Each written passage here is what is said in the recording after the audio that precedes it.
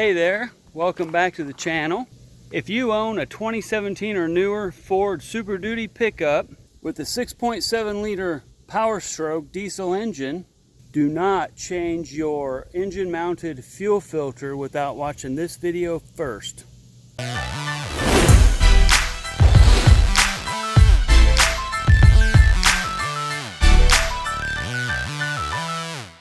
So let me give you an idea of an issue I have that could happen to anyone that will literally put this truck out of commission. This is your engine mounted fuel filter, and any of you that own this truck that have been doing your own maintenance know that this is the upper mounted fuel filter. You have a line coming from the fuel tank, a line going to the engine, right, to supply fuel, and then you have this return line. Now this return line is a rubber hose that goes on a fitting, and this is the replacement fitting, and you can see how small the little nipple is the hose goes on. The issue is if you're changing this filter and you accidentally hit the end of that return line, that little nipple will break off, and that's what happened to me. I figured no big deal, I'll just run down to the dealership and I'll get this little plastic piece and I'll just replace it, right? So I go down to the dealership, and the only way you can get this little plastic piece is to buy the entire fuel line that goes down around under the engine and toward the back, and I'm not sure exactly where it terminates, but it's a big long fuel line, a couple $100 just to get this little plastic piece. So I decided instead of doing that, I would do my homework, go online, find the part, and I did. And I ordered a couple, but in the meantime, I was literally stranded because you can't run this engine with that return fuel line disconnected. Makes sense, right? So I went down and I purchased this piece at a local big box auto parts store, and it comes with about a 28-inch hose on it. So I cut the hose off, and then I went to adapt. This is the factory hose, and it's really small. Inside, I think it's 1/16 of an inch or something. The issue is this line is 1/4 inch, and it comes with this metal barbed connector, and I got a piece of fuel line and hooked on. No problem, right? Until I got to the reducing part.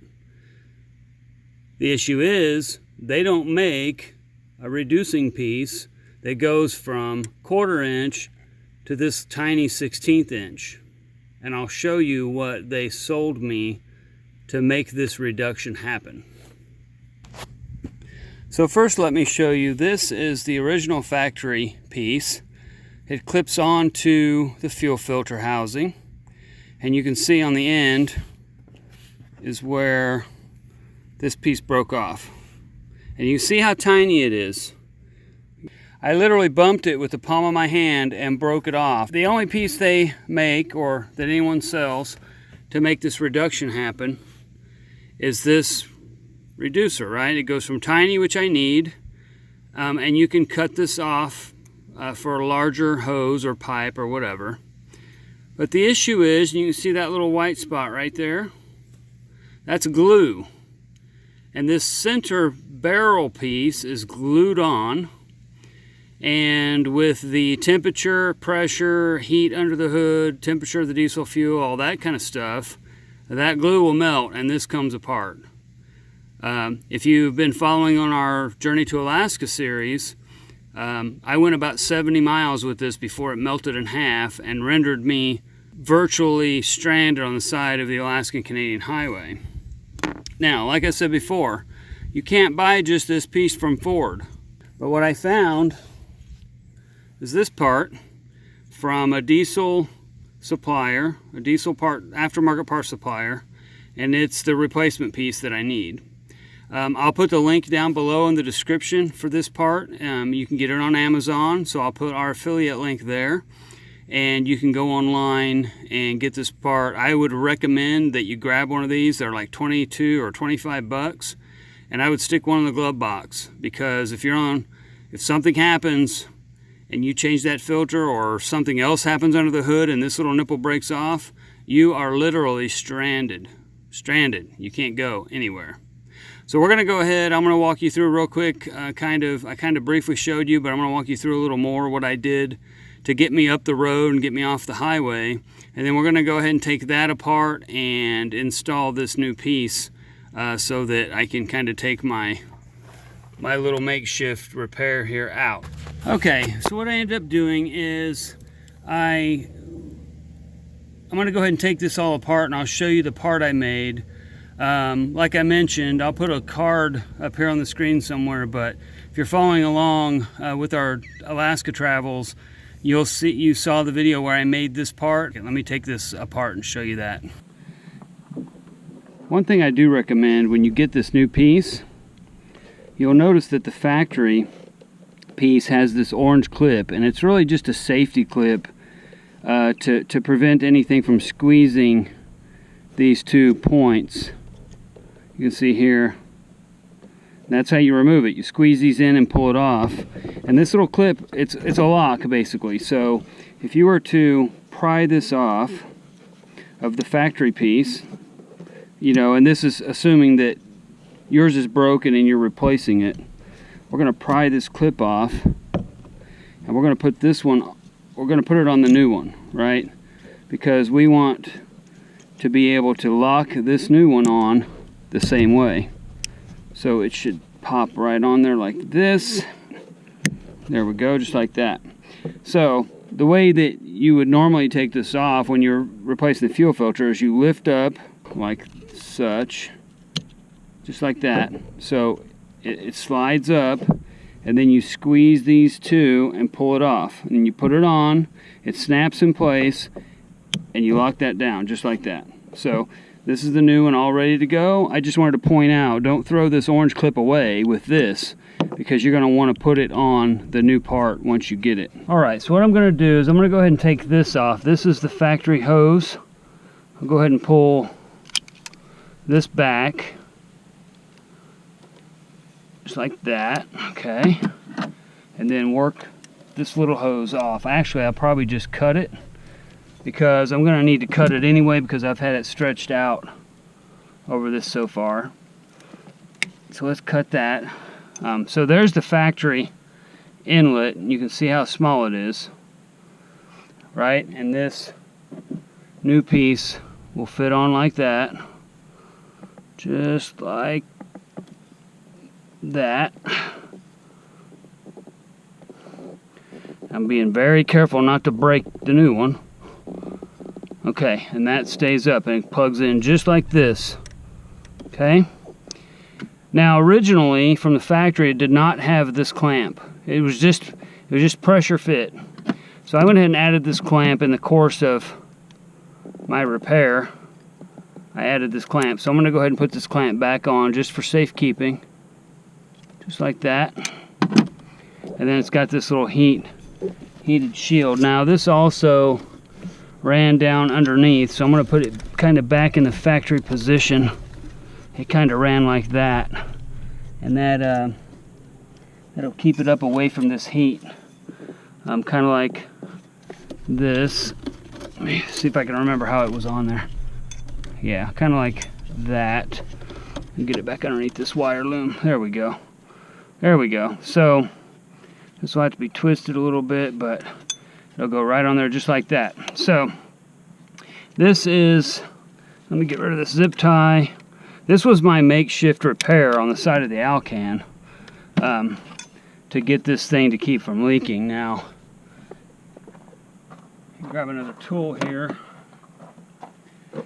This little one is a little bit of a booger to get off, this aftermarket one that I bought, because it tends to, it kind of wants to stay. So we're going to push this little, it's got this little safety lock on it. We're going to try and see if we can get it unlocked. Okay.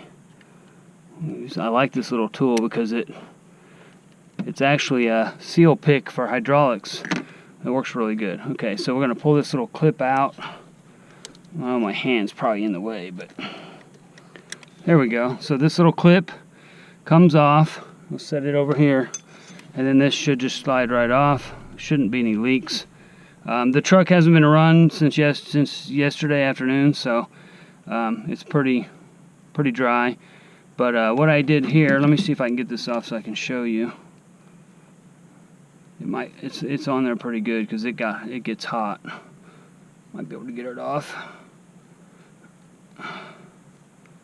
one way or the other. There we go. So what I did on the side of the road to fix this is I took a bolt and I drilled a hole through the center of it. I took a bolt, I drilled a hole through the center of it and made a tube. You might be able to see daylight through there. I made a tube, and that was how I was able to reduce this enough to go from here to here. And it doesn't look like, it looks like it's the same size, but the threads kind of gave it some meat and let it hold on here. So I'm going to keep this. I'm going to throw it in my toolbox.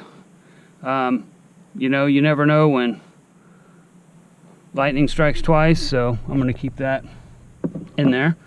Now all I need to do, since I got the new part, is make sure that this piece is up, because it is the lock. So we're going to just pop it up real quick,